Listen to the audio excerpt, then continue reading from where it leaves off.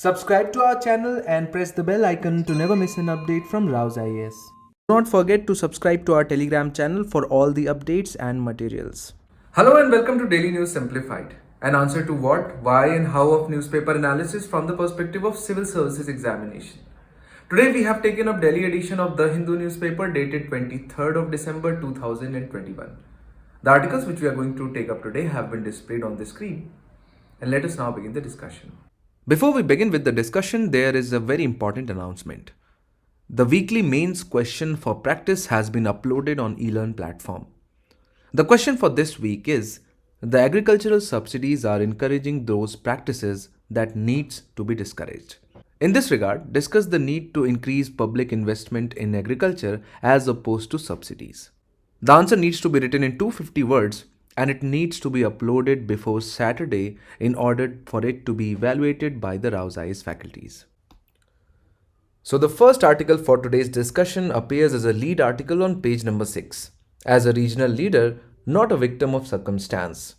This article has been written by Suhasini Heather, who happens to specialize in matters of international relation.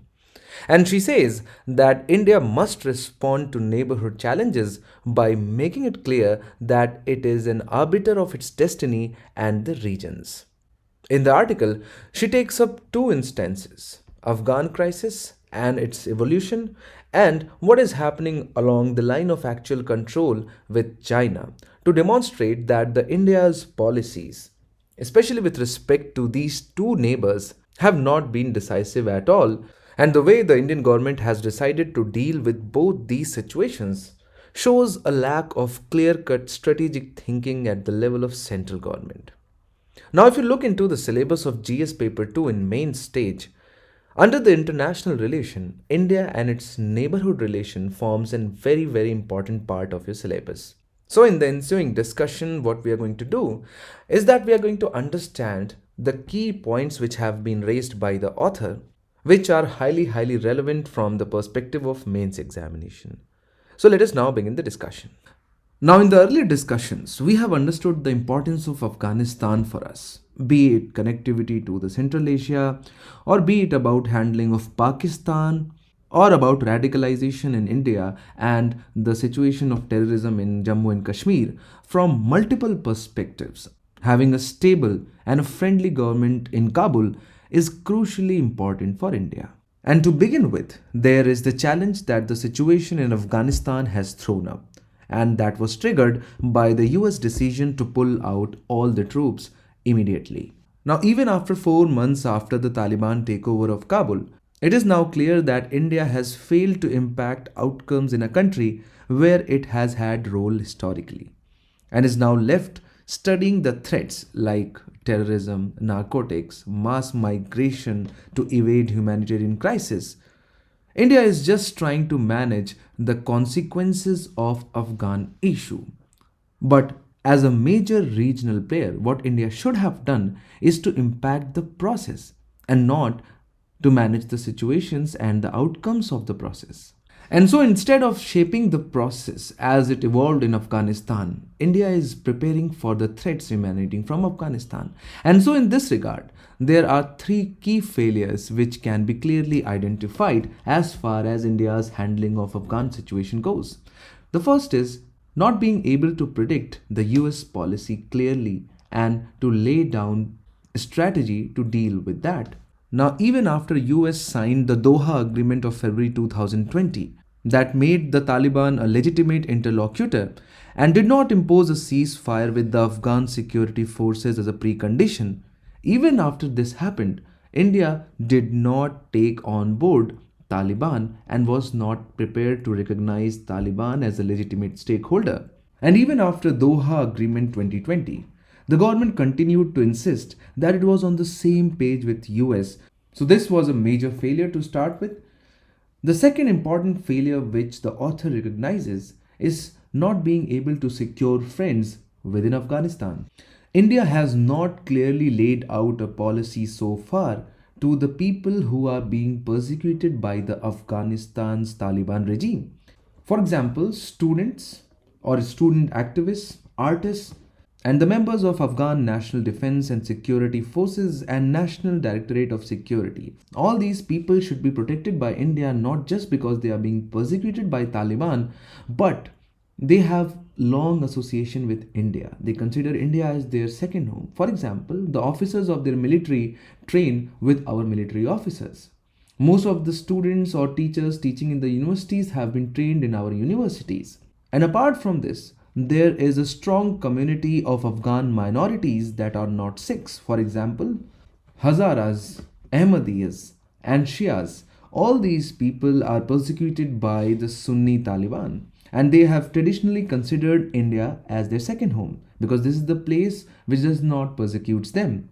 But the cancellation of all visas that had been granted prior to August has only strengthened the belief that the government has closed its door to the very Afghan brothers and sisters in Afghanistan, which the Prime Minister has many times promised to stand by. So, first problem was that India failed to predict the US policy of such a quick withdrawal. The second is to not being able to secure Indian friends within Afghanistan, and the last one is the inability of the Indian government to lay foundation for a secure Indian future in Afghanistan. Failure of the government to sow the seeds today for a better future for Afghanistan tomorrow. One which has a strong Indian presence in it. And this foundation will be built if we interact with the stakeholders.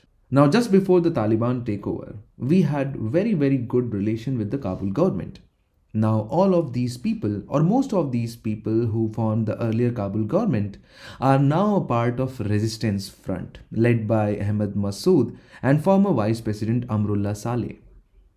Now, the Indian government has been very reluctant to support them, to offer them refuge, and even India has declined to provide them a platform to speak, which is quite unlike the last time when New Delhi kept up its contact with the Northern Alliance, supported their families in India, and admitted thousands of other Afghan refugees and especially the political leaders when the Taliban took over the last time. So the problem with the Indian government is that neither it is willing to cooperate with the Taliban and nor it is supporting the rebel or the opposition leaders who have formed the part of resistance front. And so clearly the India's policy have been bad in the past, they're not good in the present, and India is not laying a strong foundation so that India-Afghanistan relation can be strong in the future. So this was as far as Afghan issue goes. What about the next neighborhood issue, which is of utmost importance for us, which is the Chinese issue? And why the author lays down Chinese issue and increasing Chinese military presence along the line of actual control as the biggest regional security threat which India is facing is because right now both the sides have recognized something as a peacetime. It's not a wartime. But all what GIS, remote sensing, and satellite imagery shows is the unprecedented buildup of ground forces by the Chinese, which is just not the agglomeration of a lot of divisions and battalions, but also creation of massive military infrastructure, which includes long trenches to stop the advances of Indian battle tanks. Not just that, Chinese have constructed multiple villages and settled significant population inside the perceived notion of line of actual control. And along with that, they have deployed heavy artillery very close to the line of actual control. And so this clearly shows that even though on paper it looks like a peacetime, but it could be a preparation for an upcoming war. On top of that, the silence of the government or the inability of the government to make a firm statement on Chinese issue is baffling. For example, Indian Prime Minister's statement in June 2020 that neither has anyone come in nor is anyone inside Indian territory is quite contradictory to what is being observed or is in direct conflict with the practical experience on the ground. And according to the author, the multiple official statements from the central government, even after multiple rounds of military and ministerial talks, leads us to believe that the government is unaware of the reasons for the Chinese action, which, if true, exposes the lack of strategic thinking on part of the Indian government. So, if the government is not being able to understand the reasons behind heavy deployment of the Chinese or the recent Chinese aggression in past 2 to 3 years, how are they going to evolve a strategy to counter it? And so, according to the author, the global commentators who are interested in South Asian region have clearly laid out 4 reasons behind recent Chinese aggressions along line of actual control. To begin with, it is one of the many ways through which China wants to establish its hegemony. And in order to be recognized as a hegemon, the most important regional power it would want to counter or suppress would be India. And so this is a step in that direction. Then this could also be a step by Chinese to reclaim their lost territory. When we say the lost, their perception of lost territory of Ladakh. Then in past 5 to 10 years, the Indian government has constructed a lot of infrastructure in the region of Ladakh. And according to some of the commentators, the PLA plan is to restrict India's recent efforts at building border infrastructure like bridges, roads, right up to LAC. And finally, China wants to restrict any possible perceived threat to Xinjiang and Tibet and to restrict India's ability to threaten China's key belt and road projects, for example, China-Pakistan Economic Corridor, which will also include a second link highway it plans from Mushtaq Pass in occupied Gilgit-Baltistan to Pakistan, and to blunt any plans as outlined by Home Minister in 2019 for India to reclaim Aksai Chin and Pakistan occupied Kashmir militarily. So these are the 4 important reasons which have been highlighted by the people and the commentators who are interested in India-China relations. But whenever the government wants to come out with a reason, it most likely appears that they are completely unaware of the reasons why China is showing increased incursion, aggression along line of actual control. And so in this regard, the author suggests that India must evolve a clear-cut strategic policy both for short-term as well as long-term, not just for Afghan issue but also for China. Let us now move on to the next discussion. So the next article for discussion, Looking Beyond the Forest Rights Act, appears on page number 7, in which the author, Mr. Madhusudan Bandi, who happens to be a faculty member of Gujarat Institute of Development Research, argues that Forest Rights Act, which has been in existence for more than 15 years, has not been able to fulfill the purpose for which it was created. And it's not like that there is some problem or the basic flaw with the act itself. The problem mainly lies in the implementation issues of the Act. And so whenever it comes to Forest Rights Act, a lot of the aspirants do not have the conceptual clarity about the Act. Why was it created? What are the rights that it bestows on its beneficiaries? What are the challenges and what is the way forward from it?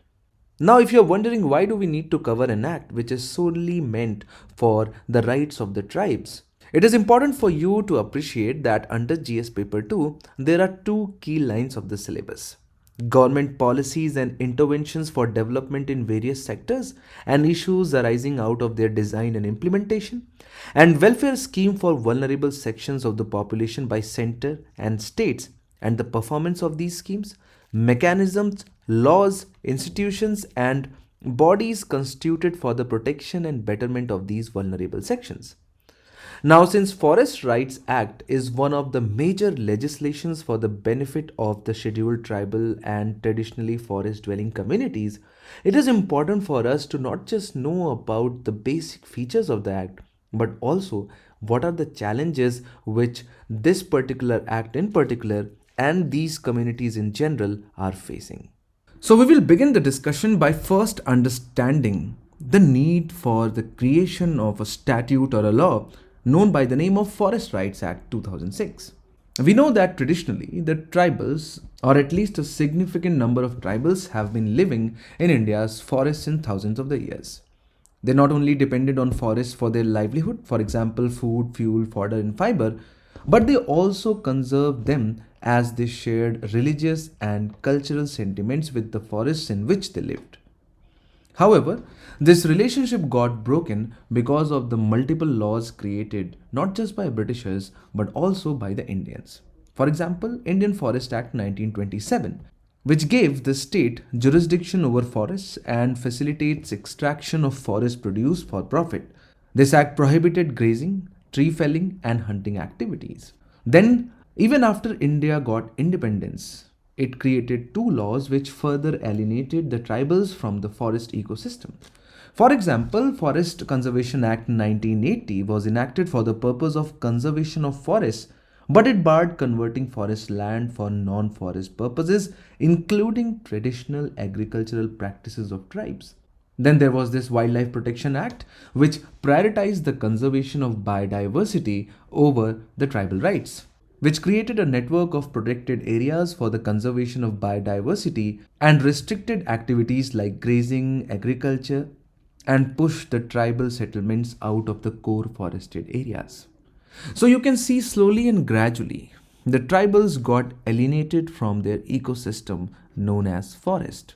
And so 50 years down the line, by the time 2000 came, most of the tribals had no other option but to migrate to the urban areas, but they did not have skill to survive in urban areas. And so most of them became construction workers, unskilled laborers, and they started living a wretched life. And so, to bring the tribals back into their ecosystem, Forest Right Act 2006 was created, which was meant to protect forest dwelling scheduled tribes or FDSTs and other traditionally forest dwellers who have been residing in such forests for generations. In the legislation, the title rights had to be issued by the Gram Sabha. So if a question in prelims examination comes about the claimants, you're going to write two categories of people. But the act does not end there. It bestows a lot of rights on the claimants. And they are basically four kinds of rights. For example, title rights, usage rights, relief and development rights, and forest management rights. Starting with the title or the land rights. So the Act gives FTST and OTFT the right to ownership to land farmed by tribals or forest dwellers subject to a maximum of 4 hectares. Ownership is only for the land that is actually being cultivated by the concerned family, and no new lands will be granted. And so this is not a land redistribution scheme, but rather restoring the original rights held by a family or household to themselves. Then the legislation defines the usage rights. The rights of the dwellers extend to extracting minor forest produce, grazing areas, and to pastoralist routes. Then just giving the tribals right to use the land and other minor forest produce in the forest is not sufficient, because a lot of development projects lead to the eviction of these tribals from their lands. And so the Act clearly defines relief and development rights. And so, in case of illegal eviction or forced displacement, the tribals have the right to rehabilitation. And then finally, the Act provides for rights and power for the conservation and protection of the community forest, which was earlier the sole responsibility of the forest departments. So if I want you to write down the importance of this particular act, you can easily think of the 4 or 5 very important significant features which this act has. To start with, it corrects the wrongs committed by not just the colonial British government but also perpetuated by Indian government.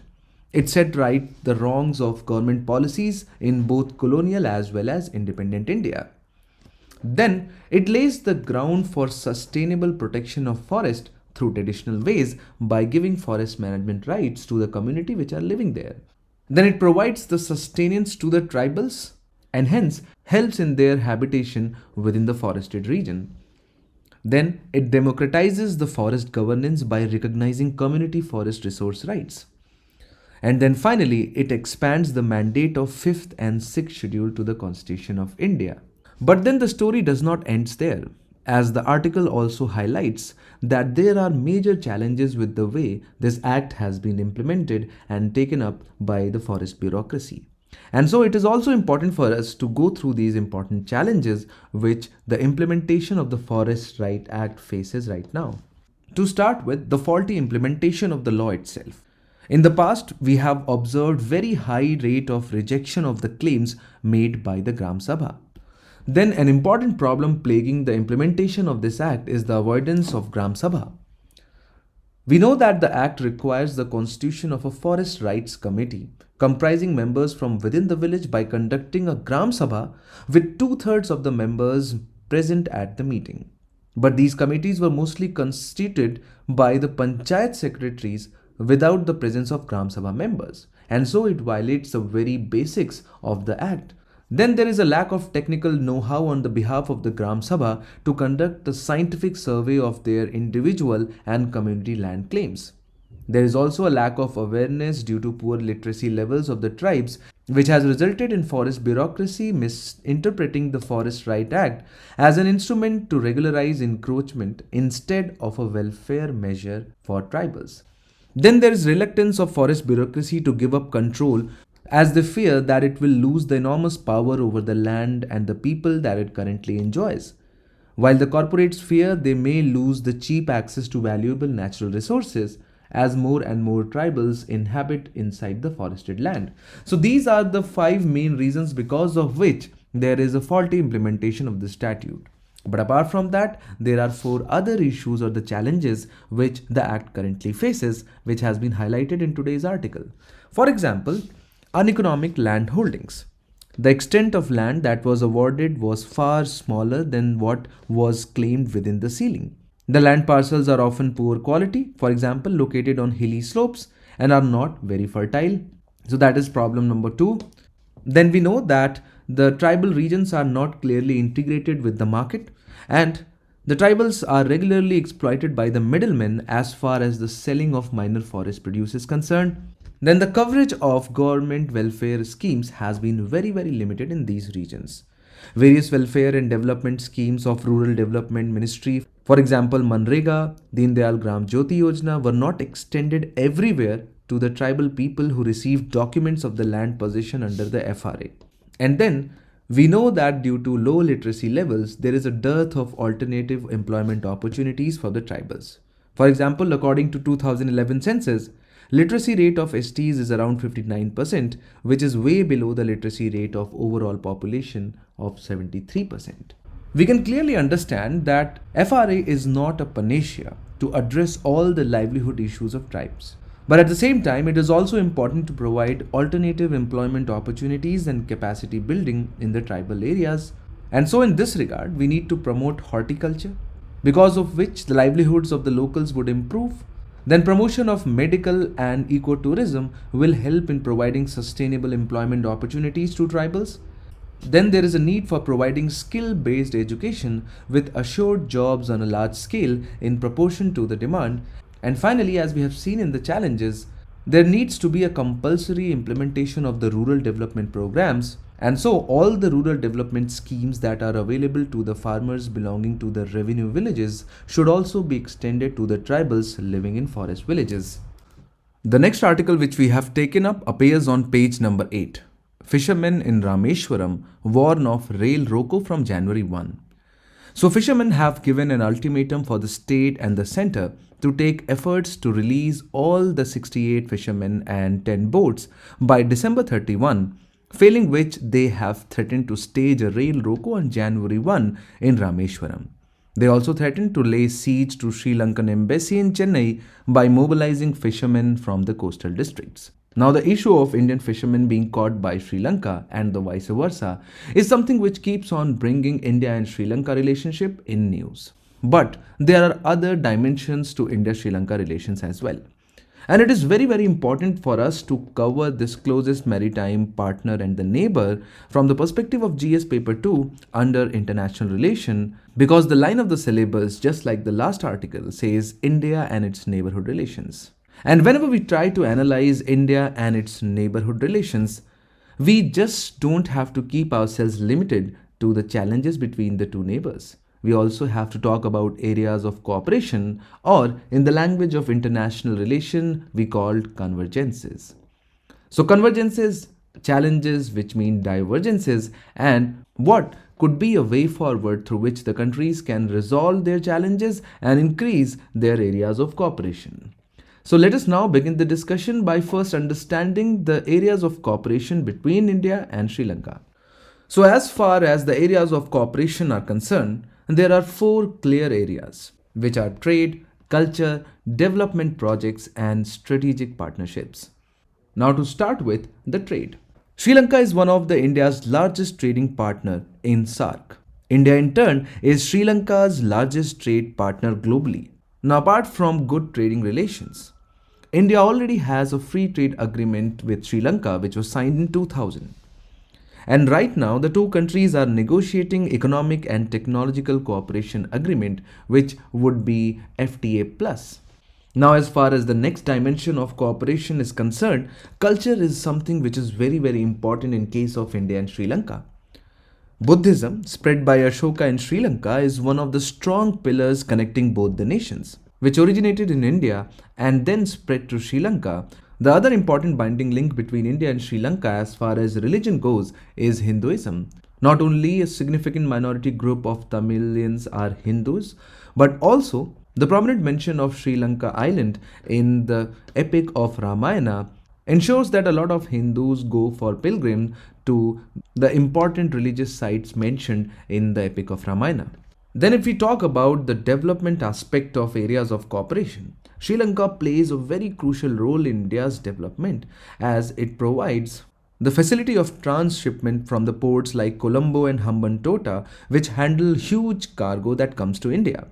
And the reason is that India has not been able to fully develop a transshipment port along the southern coast. Then apart from that, India has been carrying out a lot of development projects in Sri Lanka. For example, India's housing projects and railway construction in the Jaffna or the northeastern part of Sri Lanka to help the war-torn region. Then the next important area of cooperation is strategic cooperation. And if you know, you would appreciate that India and Sri Lanka hold common membership of three important groups: SAARC, BIMSTEC, and Indian Ocean Rim Association. And apart from that, Sri Lanka is also important for India in its ambitions to become net security provider in Indian Ocean. And so pursuing strong ties with Sri Lanka is an integral part of India's neighborhood first policy. But analyzing the events of past 10 to 20 years, India and Sri Lanka relationship face very significant challenges, which can be categorized into four different groups. One is, of course, the Chinese factor, which is always there whenever we talk about India and its neighborhood relations. Then there is a peculiar case of ethnic issue in Sri Lanka. Then the issues of fishermen and stalled infra projects or inability of the India to complete infrastructural projects or to compete with China as far as construction of novel projects in Sri Lanka is concerned. So let us now have a look at each one of them one by one. So whenever we talk about the challenges and we talk about Chinese influence in Sri Lanka's internal and external matters, there are four important events which we recall. For example, scrapping of Indian infrastructure projects like Colombo East Container Port Terminal at a time when China is increasing its investment in same Colombo port city. Then recently, Sri Lanka gave approval to Chinese funded Colombo port city with some autonomy. Apart from that, we already know that China had developed Hambantota port, which was later leased to it for a period of 99 years because the Sri Lanka was unable to repay the loans on the debts it had from China. And then Sri Lanka has also endorsed Belt and Road Initiative of China. So these are the factors which clearly indicate a decisive turn which Sri Lanka has taken as far as India and China is concerned. Then apart from the Chinese factor, the next important challenges which India and Sri Lanka face is that of ethnic issue. The long drawn ethnic conflicts and human rights violation of Tamils have always been a troublesome issue between the two. But even after that, the lack of proper rehabilitation and lack of implementation of the 13th Amendment to the Constitution of Sri Lanka to the northern Tamil provinces have further strained the ties. Because this was the commitment of Sri Lanka to not just its own people but also to the Indian government. Then the next set of challenges come from fishermen, because of which we are discussing India-Sri Lanka relations. Sri Lankan fishermen object to Indians using bottom trawlers and fishing illegally along their coast, which often leads to arrests of Indians. Apart from that, the disputed status of the island of Kachativu is still not resolved and continues to be a problematic issue between India and Sri Lanka. Then the last major sticking point between India and Sri Lanka is the inability of India to get its infrastructural projects concluded and completed within time. Be it Jaffna's hybrid energy project or be it Sampur power plant, both of which have not been completed, and in fact Sampur power project has been cancelled. This also includes a long list of infrastructural projects, for example, East Container Terminal project, which was cancelled within last 3 months. And so this brings us to the issue how to go about India and Sri Lanka relations moving forward. What is the way forward so that we can resolve these issues? So moving forward, since India and Sri Lanka have close cultural ties, both countries should focus on deepening people to people contact. Apart from that, India should also insist on Sri Lanka to prioritize India's interest in defense as well as in geostrategic arena, which are non-compromisable. Then India should leverage the strength of its economic relation with Sri Lanka, because we have seen that India is the largest trading partner of Sri Lanka in the South Asian region. And then resolving fishermen issue should be kept on priority, because this is what creates a domestic pressure on both the countries. So this is it as far as India and Sri Lanka relations are concerned. You should prepare all the bilateral relations with the neighbors along the same directions by trying to highlight the areas of cooperation, then trying to identify the challenging issues, and then finally looking for way forward. Let us now move on to the next discussion. The last article for today's discussion appears on page number 1. India gives 1 million doses to Myanmar. So India just yesterday gave 1 million doses of COVID-19 vaccines to Myanmar as the country grapples with a breakdown in law and order following the military takeover in February. Now Myanmar happens to be a very important neighbor to our country. Not only because it is important for maintaining law and order and security situation in the northeast, but it is also a gateway to ASEAN countries. Therefore, we are going to start the discussion by first understanding what is the overall importance of Myanmar in Indian context.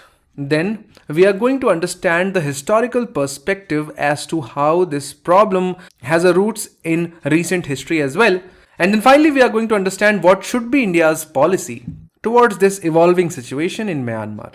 The relation or the bilateral relation of India with its neighbors are very important, and Myanmar being one of the very important neighbors, although not very significant and active player in India's foreign policy, but nonetheless is important. It's important mainly because of two reasons. First is that Myanmar, which in the map is located towards the eastern side of India's northeast, is the link to the ASEAN countries. ASEAN, which is the future of the global economy. We want to connect to ASEAN, and for that, for the land connectivity, Myanmar is the only option for us. We know that Myanmar itself is a member of ASEAN. It's an ASEAN nation. It's also a member of BIMSTEC. And so you can say that Myanmar is the common link between the South Asian countries and Southeast Asian countries. The second important reason why Myanmar is so significant is because of our northeast. We know that through land borders, we connect to the northeast via Chicken's Neck. It's not only very narrow, but it is also very vulnerable because of the Chinese threats. And so we always want to create multiple ways to reach to our northeast. And one of the ways is, of course, Bangladesh, and another way is through Myanmar. Reaching Myanmar through Bay of Bengal and then taking the land or the river route into our northeast. Not only that, people settled along the borders of India and Myanmar share common cultural links. And so, if we can somehow connect both sides of the people through economy, it will lead to a multiplier effect in the northeast. So now, since we have clearly established the significance of Myanmar in India's overall scheme of things, let us now quickly go over to the historical perspective so that you are in a better position to appreciate what has happened day before yesterday. So since 1990s, Myanmar was in the military control. But in 2008, constitution obviously was drafted by military, people who were actually controlling the political affairs of the country. And so in the constitution, they inserted a lot of conditions, and the conditions were such so as to make it impossible for Miss Aung San Suu Kyi to become president. Because the first condition was that to become a president of Myanmar, you must have military experience. That is the first condition. Then the second condition was that the family members of the president, including the president, must be Myanmarese citizens. Now we know that Miss Suu Kyi's sons have British nationality. So on both these counts, she was debarred to become president. Apart from that, there were three conditions put in the constitution itself which would ensure the perpetual control of military junta over internal and external affairs of the Myanmar. For example, in the constitution of Myanmar, it is written that the Ministry of Defense and Interior Ministry, which is like Home Ministry, will be controlled by military, and 25% of the total seats in parliament shall be reserved for military people. So military retained the control of internal affairs as well as the borders, and it also through this amendment ensured that whatever political decisions are taken inside the parliament, military will have a say on that. And so the first elections were conducted in 2010 under the changed constitution. And so the party which is most liked by the people, headed by Aung San Suu Kyi, which is National League for Democracy, was not recognized, and so it boycotted the elections. Then in 2015, due to increasing international criticism and domestic pressure, most of the political prisoners belonging to National League for Democracy, including Nobel laureate Aung San Suu Kyi herself, were released. Elections were conducted and her party came up with thumping majority. Then in 2020, next elections were conducted where her party secured 396 seats, enough to give her clear majority. But since the results of these elections have been declared, the army is not at peace. According to army, there were terrible frauds in the voter list in parliamentary elections held in November 2020, and the election commission failed to settle the matter. Claiming that this development would seriously impinge the path to democracy, the army declared an emergency, transferring all the powers to Commander-in-Chief himself. And finally, day before yesterday, all the power has been grasped by the military junta. Now in this respect, the comments from India have been very measured.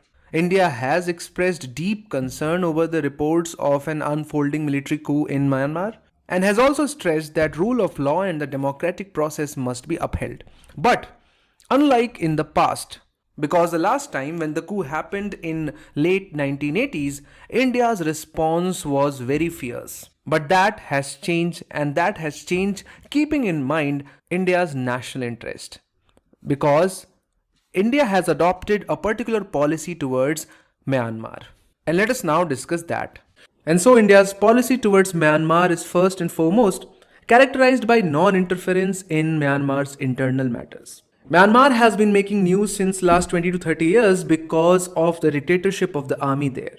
Although India has supported democratization of Myanmar since 1990s, but India always wants that change to come from inside, driven from within the country. Now this has allowed Delhi to engage with the military of Myanmar as well as whichever party backed by the military is in power there.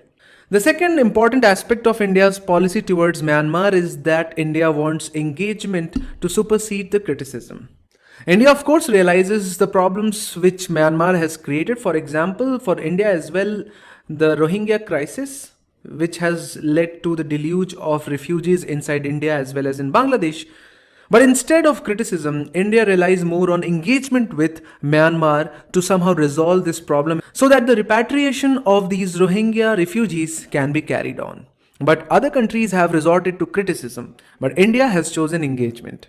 Now we are aware of the increasing influence of China in the Indian subcontinent, and of course Myanmar is no exception, and not many countries have set up their embassies and offices in Myanmar, but China was the first one. And so Myanmar's growing closeness with China and the recent proposal of China-Myanmar economic corridor is a cause of concern for India. And so India wants to counter the increasing Chinese influence in Myanmar through increasing engagement. And so one of the pillars of or the motivations behind India's policy towards Myanmar is to counter the increasing Chinese influence. Of course, there are some problems with respect to the implementations of the projects on ground on which we are outpaced by China always, but India has tried to manage that. Then India has based its engagement with Myanmar on strategic infrastructural development, be it the proposal to build a petroleum refinery in Myanmar that would involve an investment of around $6 billion, or the commitment to operationalize crucial Sitwe port in Myanmar's Rakhine state, or be it India-Myanmar Thailand trilateral highway as well as Kaladan multimodal transport project. So all these are India's commitment towards infrastructural development in Myanmar. Of course, some of them are for the India's own benefit. For example, the Kaladan multimodal project, which will be a connectivity project which will involve, of course, Sitwe port development and then utilization of Kaladan river going up to Paletwa and then finally taking the highway to the Mizoram border. So that way we are trying to reach Mizoram by taking help of Myanmar, and of course Myanmar is supporting us in that. And then the issue of border management confronts both these nations. There are insurgent movements going on which are troublemakers for both India as well as Myanmar, and hence there is a lot of scope in border security and development cooperation. And that is why India's response has been particularly measured when it comes to military coup in Myanmar, because we need the continued support of Myanmar not only to solve our internal issues challenges but also to counter the increasing impact or influence of China in South Asian region.